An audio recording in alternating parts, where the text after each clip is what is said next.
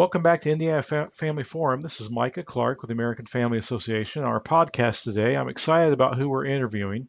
Someone you may have heard about because she's the head of a new pro-life group in Indiana, Amy Schlichter with Hoosiers for Life. Now, some of you listening may think, I've heard of Hoosiers for Life. I've read about them.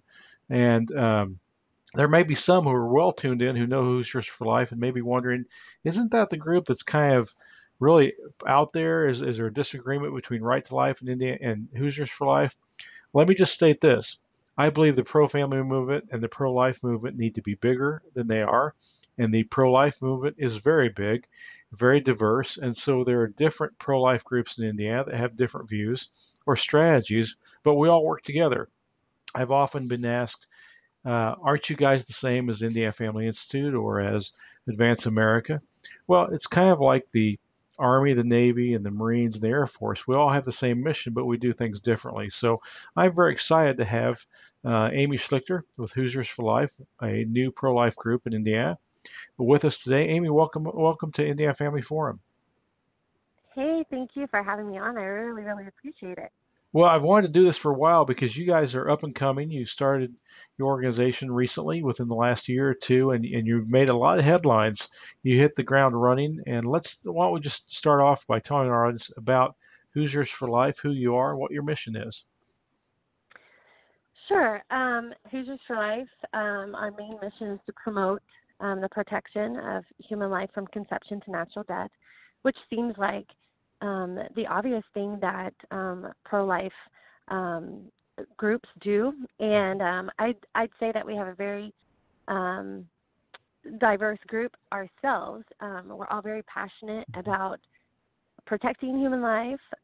We support Representative Kurt Knisely's Protection at Conception bill, which is House Bill 1097 this year.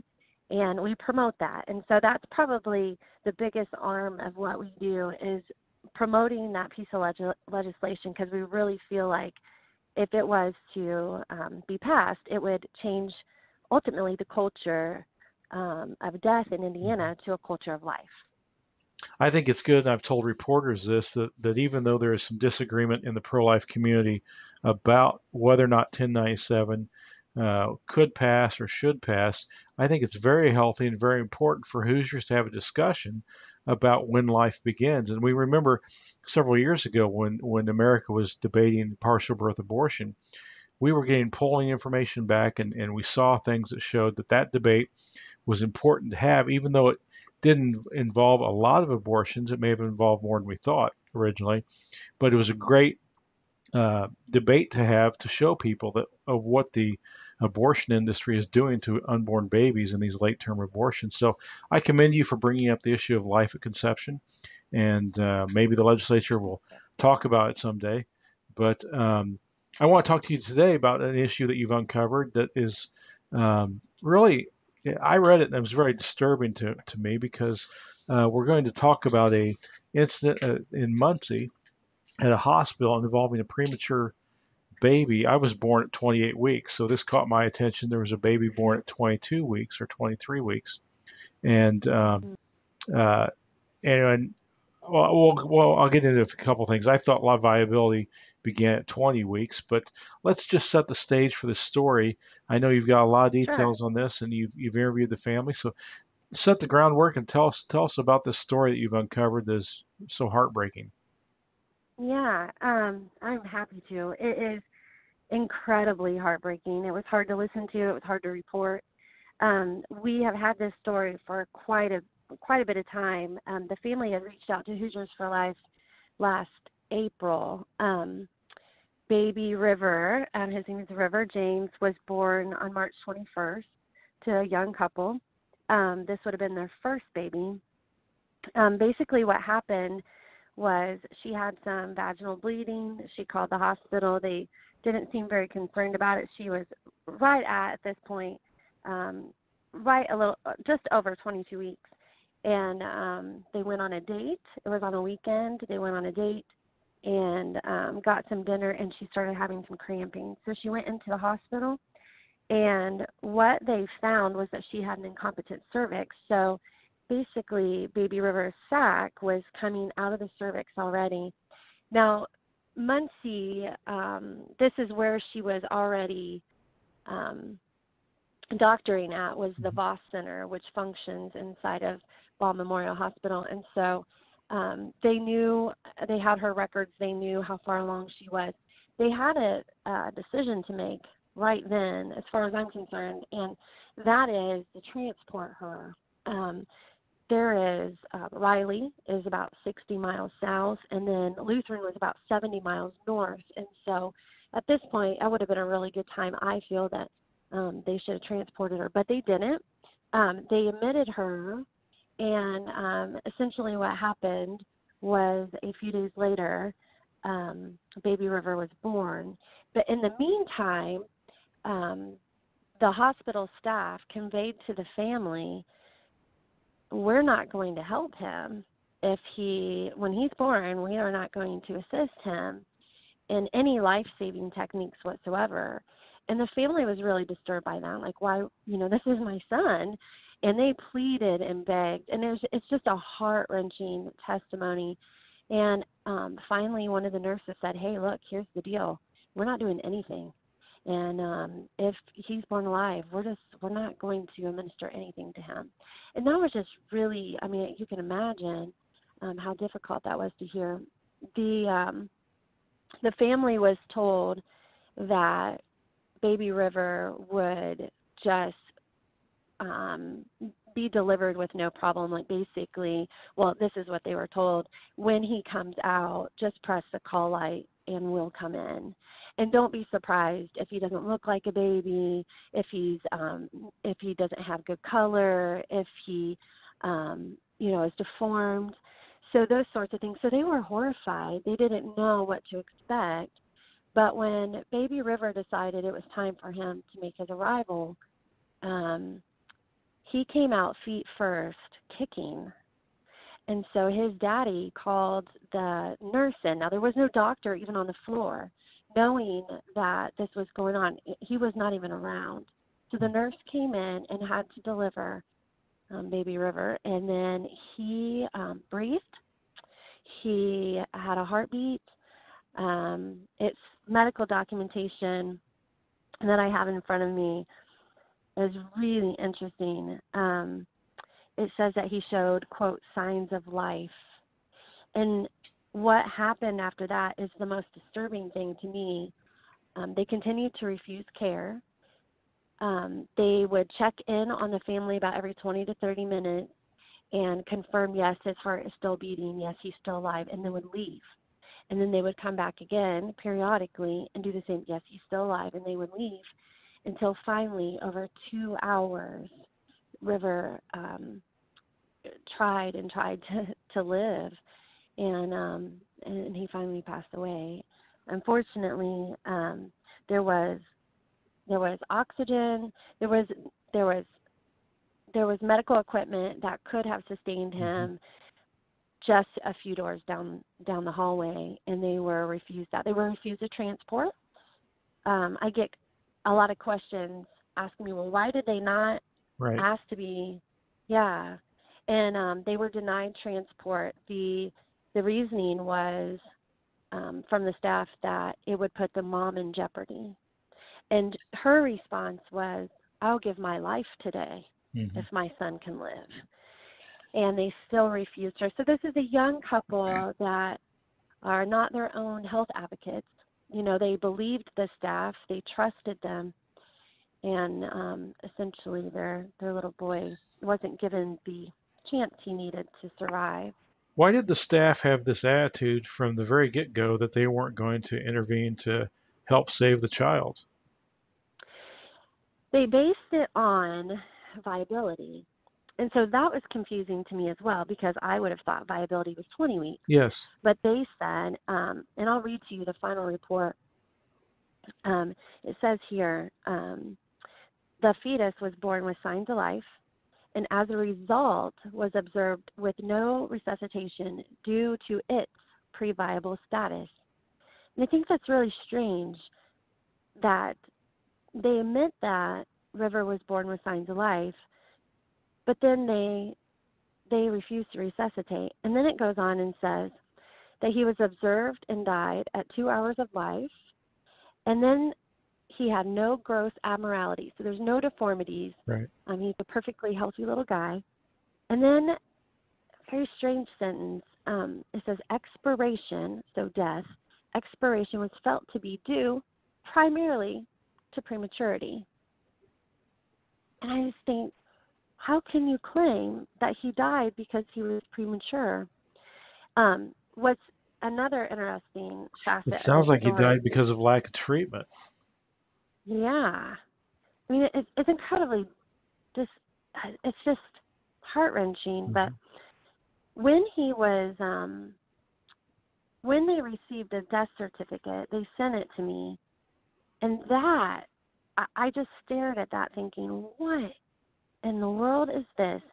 They claimed on his death certificate that he was a stillborn and he died from intrauterine death, meaning he was dead Before he was delivered. he even, yeah. Which is a And lie. so it is a huge fallacy.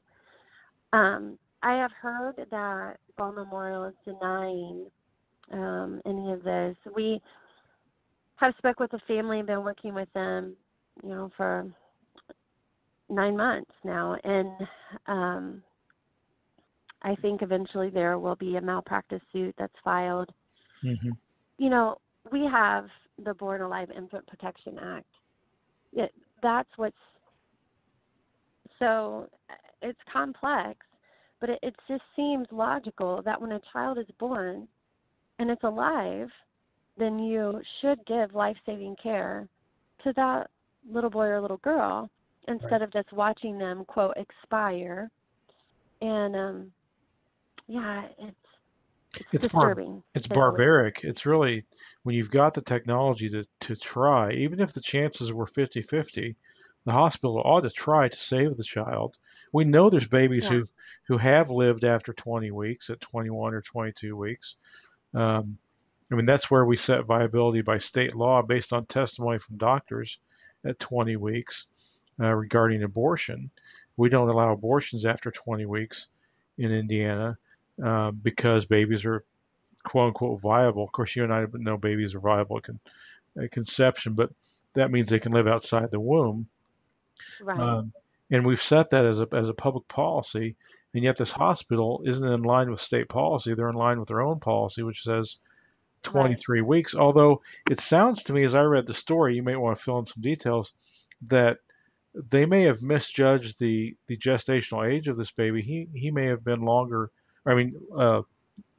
farther along than 22 weeks. It sounds like the baby was a little larger than the nurses thought. Is that part of the story? Did I read that?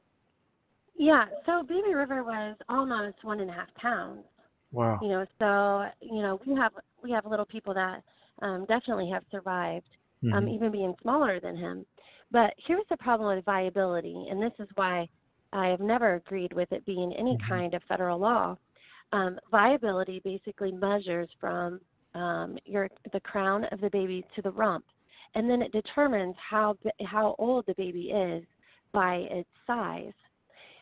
Not always are women accurate by coming in and saying the date of their last menstrual cycle.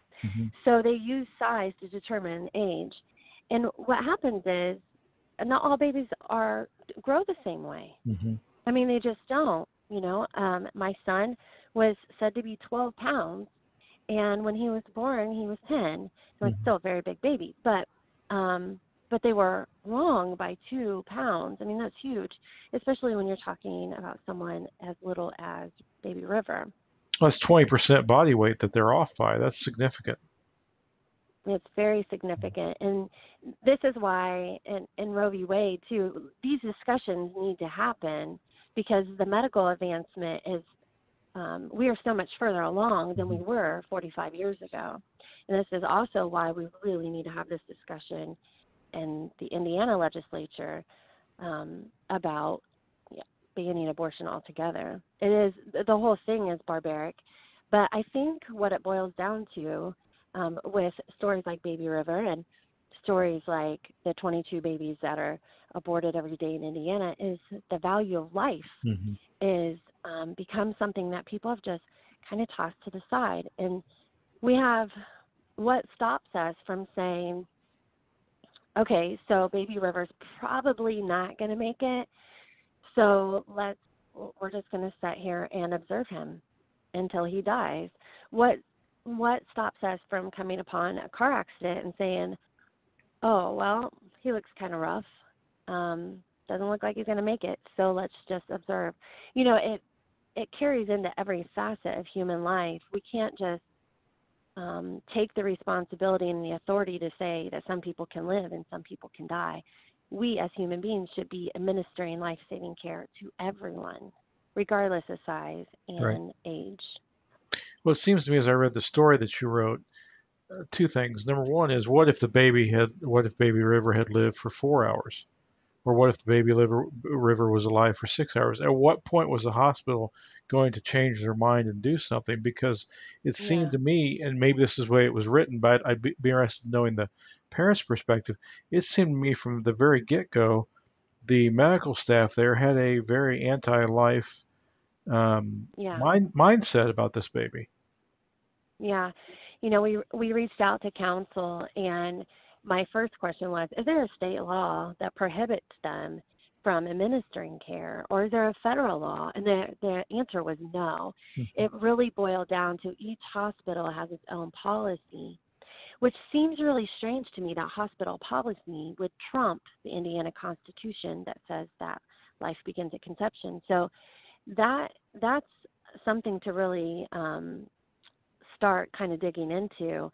Another thing is since we put the story out just a few days ago, we've had other families come to us and say, this happened to me as well, all over the country. So it is a problem. Amy, sorry, go ahead. I didn't mean to interrupt you.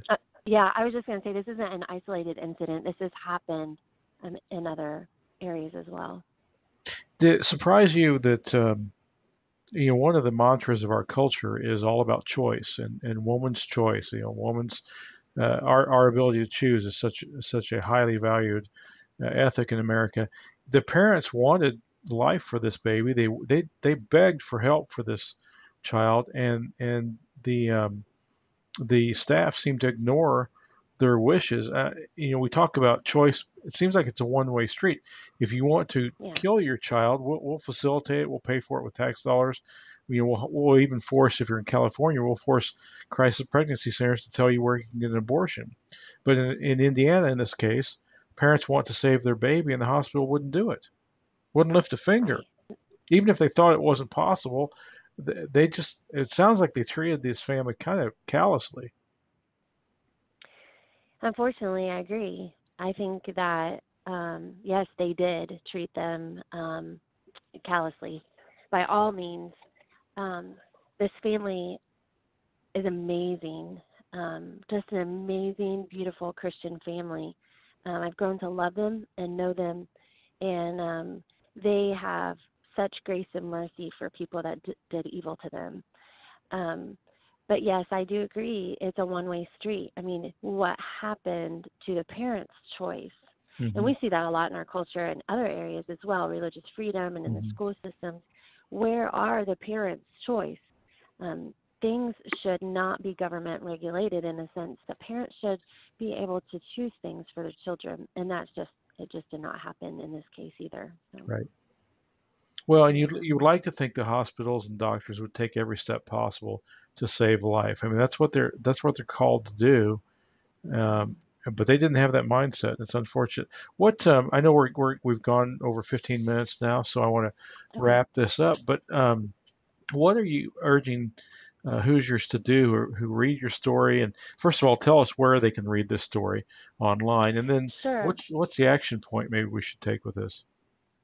Yeah, you can go to savebabies.today.com, and there's a news link there, and so you can see Baby River's story. There's also a drop-down menu where you can send a personalized message to Mackenzie and Andrew Miller, the parents of River James. Mm-hmm. They have been flooded with messages, and we want to screen them for Mm-hmm. for the family. Of course, we've promised to do that, and then we're submitting them over every day, and it's been really encouraging for the family. So I guess my call to action would be, please just read the article and share it. Mm-hmm. Mm-hmm. Also, consider signing the petition about Kurt Knisley's bill, Okay. 1097, that would end abortion in Indiana and bring up the value of life here in our Hoosier state. Now, has So, any media picked up on this story? Is it just Hoosiers for Life, or just you so far? yeah, it's just us so far. Okay. I've shared it with several outlets. Mm-hmm.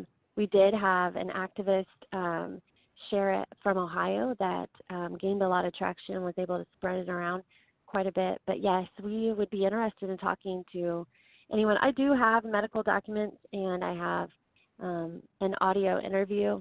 Those things I have not shared as Sure. of yet. So if there's someone that would like to talk to me about the story, I'd be more than happy to do that.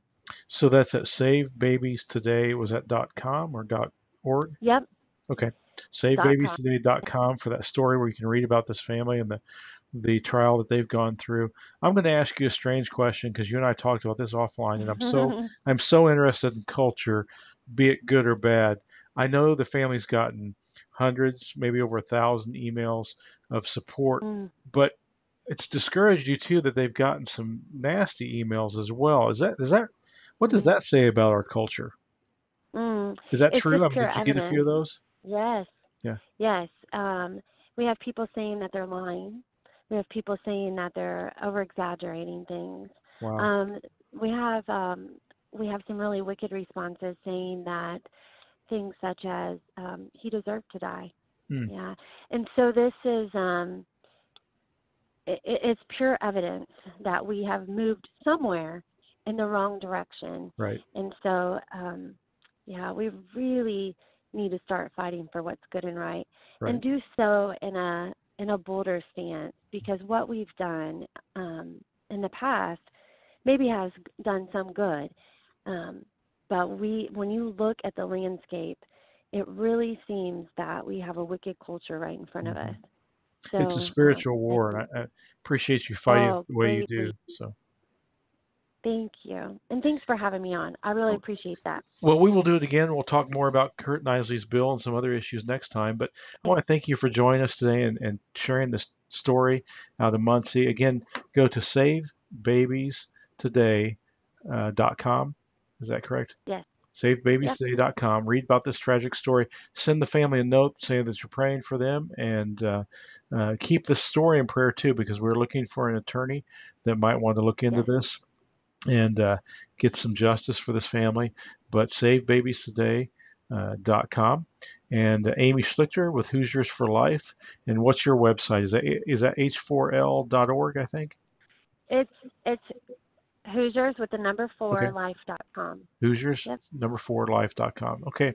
Well, Amy, thank you for joining us today, and we'll have you back again soon. Thank you for all the good work you're doing for life in Indiana as well. Thank you greatly, Micah. I appreciate it.